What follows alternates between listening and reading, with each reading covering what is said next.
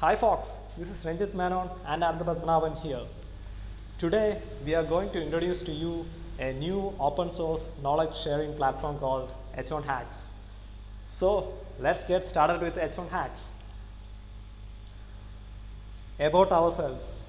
It's me, Ranjit Menon, and I have more than 6 years of experience in the field of information technology and security research. I am an active member in many security communities and plays bug bounty in free time. My area of interest is in application and IoT security. Apart from security, I love photography. About my colleague Anandan. He is in the field for more than 3 years and he is an active participant in bug bounty and has been acknowledged and rewarded by many companies. He is interested in web application and hardware security. He is one of the craziest football fan I have ever met.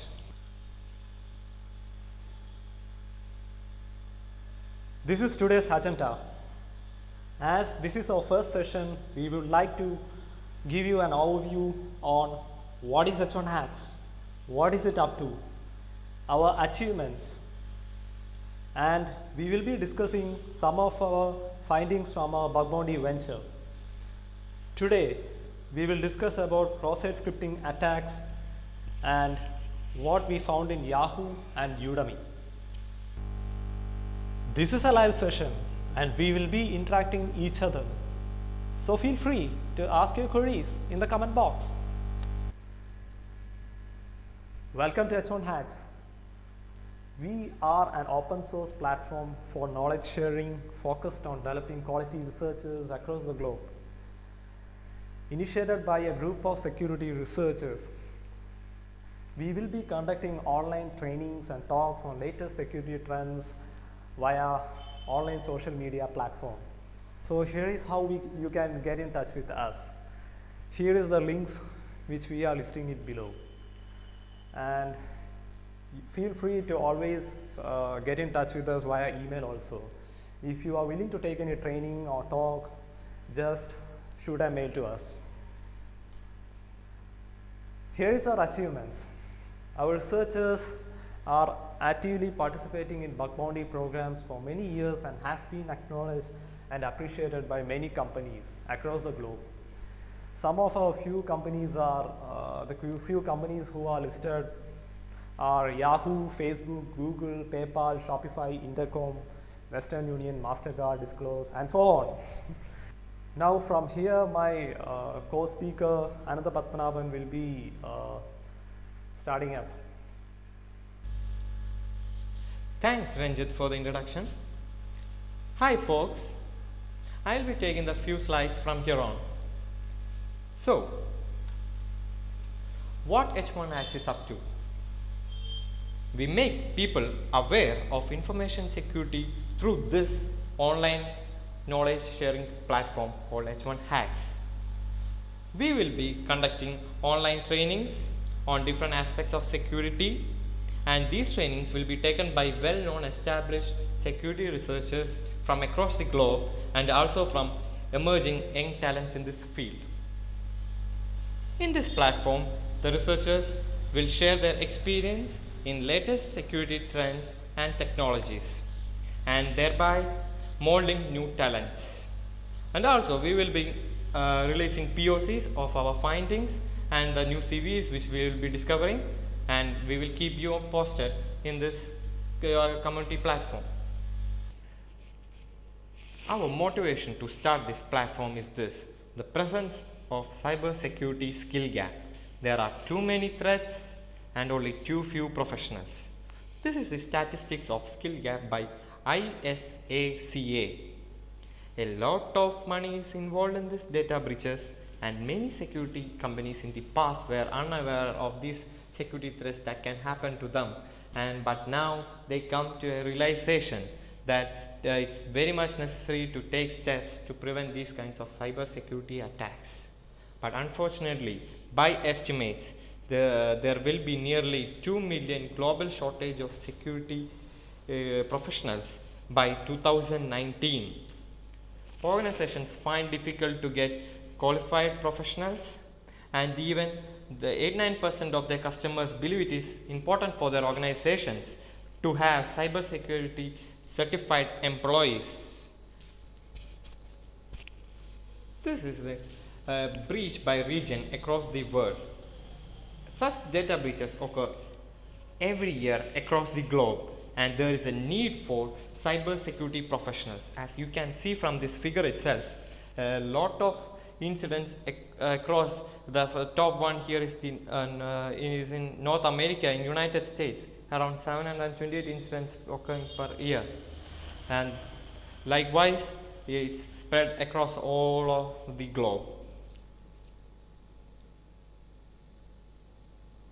And now to our findings which we had found in our bug bounty ventures, and today we will be discussing on cross-site scripting attack. A cross-site scripting attack is a client-side attack, which means its attack happens on the victim's machine, or we can say it's in the browser itself if it's a web application, and mostly cross-site scripting is a web app attack itself. Here it goes. If a user can input HTML or JavaScript or any other client-side language into the application and make it execute in the application itself, then it's called cross-site scripting attack. Generally, cross-site scripting can be classified into three types: reflected, stored, and DOM XSS. If this user inputted scripts do not get stored anywhere, like in database or such, this is called a reflected XSS. It's a temporary form of attack. The attack goes in one instance. We will be discussing in further slides regarding this reflected and stored XSS, and you will come to a general understanding. And in stored XSS, the script will be stored in the database, and every time if user visits the web page, you will get executed. And the next one is DOM XSS. DOM XSS is just nothing but it's a script execution itself, JavaScript execution itself in the browser, similar to reflected only. And in here cases will be there that payload doesn't even, the user import payload doesn't even is necessary to go to the server and then coming back to the browser. It can be fetched from the client side itself in the making of the DOM. Okay, so at that instance itself, this JavaScript execution can take place. Typical impact with this attack includes the attacker can steal user cookies, rewrite web pages, redirect users to phishing or malware sites. So where to find this and how to find this cross-site scripting attack? Any application entry point parameters, you can find it in URL, post request, etc. You can that accepts user input. There you can try giving HTML or JavaScript functions and try to make it execute in the application. In order how you can prevent this thing, it's as simple as that. Golden rule is never trust the user input.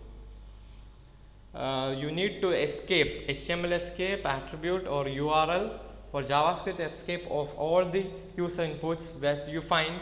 For example, URL escape will be done usually in parameters which are being gotten from a URL, or for example, if the user input contains any HTML tags or something, we need to provide an HTML escape, in the sense the less than and greater than tags used for the creation of a HTML tag.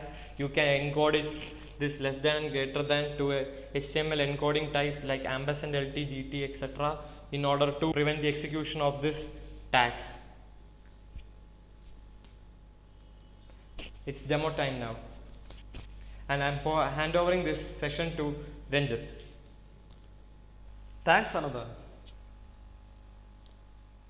We will be discussing on one of our findings in Yahoo, a stored cross-site scripting attack. You can see the POC video by browsing the below YouTube link in this slide. So, this was found in Flurry, a Yahoo acquired company, which is a mobile analytics platform. Here, we are going to create a new application by clicking on the new app button, which you can see it in this slide. As seen in the figure, the name of the app field, we will provide the payload as given below, that is image src equal to x, on error equal to alert document dot cookie. So, if this payload gets executed, we will get an alert box with all the cookies used by this website.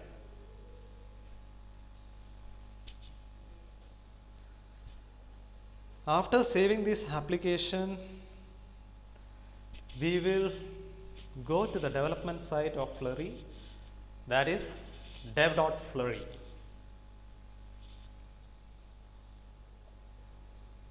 In the dev.flurry, we will navigate to the reward options menu, as you can see this in this slide. In the dev.flurry, we can see that the payload got executed, and we can also see that the JSession ID is fetched. In the real-time scenario, what the attackers will do? Any idea about it? The attackers will send this JSession ID to their site, and thus they can impersonate as the victim. Now we are going to discuss about our another finding, which is reflected cross-site scripting attack in Udemy. For the people who don't know Udemy, it is a learning platform where you can get a variety of courses for learning. This finding can be seen as a video in the link given below. In the application, we tried few HTML and JavaScript payloads in the search functionality, but it seems the application is validating. So we thought of digging more on the application and found that Udemy uses AngularJS framework version 1.3.20.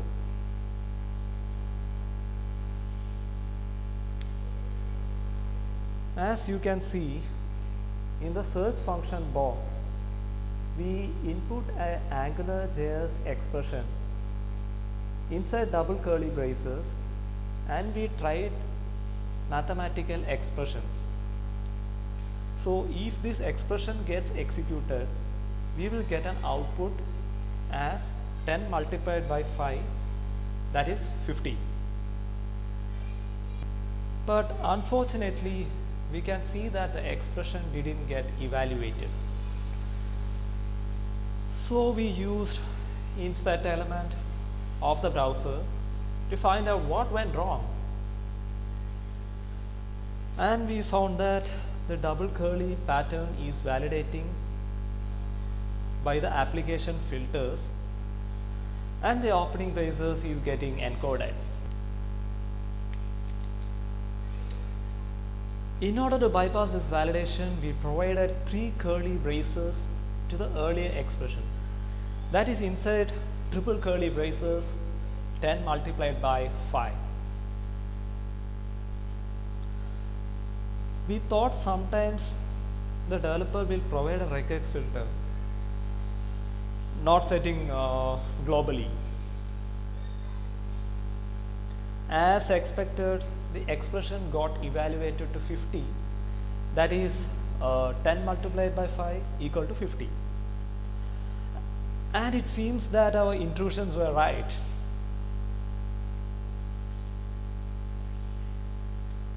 Here our user input expressions are getting evaluated, and hence we search on the internet for any available payloads for AngularJS version, which is, I had discussed previously, 1.3.20, which can bypass the AngularJS sandbox and execute scripts. And we found one payload as given below in the slide. So, when this payload is placed inside triple curly braces and search in the application, you can see that the alert function got executed and fetches all the cookies in the website. As earlier said, in the real-time scenario, the attacker can send a URL with the modified payload to the victim, and victim clicks the link. When logged into the application, his cookies will send to the attacker's server, and the attacker can impersonate as the victim. Thank you everyone for watching. Please feel free to subscribe to our YouTube channel and like our Facebook and Twitter account. We will be coming again with our new POC findings and another live session in the coming weeks. So let's hack.